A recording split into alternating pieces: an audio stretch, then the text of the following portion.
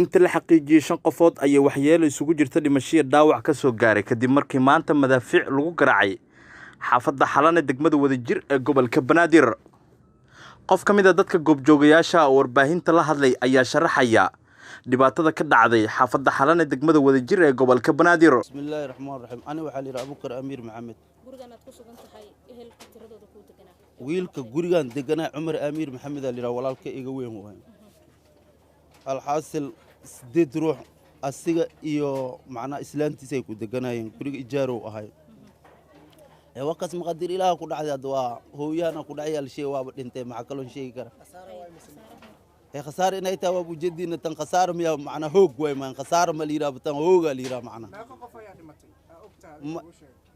هذا هالقفل الشيء وهي معنا إسلام تلوه كجبتي ليرا عنقنا لوه كجبيا الشيء هذا يقولي أو معناها أهل كاس وهاي نواد أنت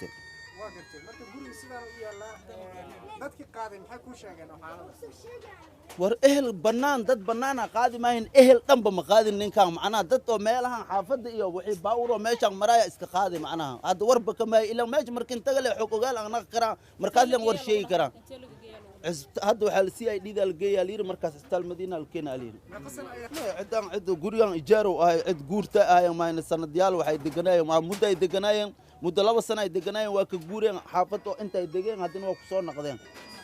saraakiisha laamaha ammaanka dowladda federaalka Soomaaliya wali wax waraa kama aysan soo saarin dhacdada maanta ka dhacday xaafadda Xalane ee degmada Wadajir ee gobolka Banaadir. dhinaca kale qarax uu ku geeriyooday sarkaal ka tirsan ciidanka dowladda Soomaaliya ayaa isna ka dhacay degmada Dayniile ee gobolka Banaadir. sarkaalkan magaciisa waxaa lagu soo koobay Cali Bariise oo ka tirsan ciidanka militariga Soomaaliya waxaana la sheegay gaari saarif ah oo uu watay miinada nooca soo boodada uu ku qabsaday laamiga cusub ee degmada Dayniile gaar ahaan agaarka halka loo yaqaan ceelka Ifis.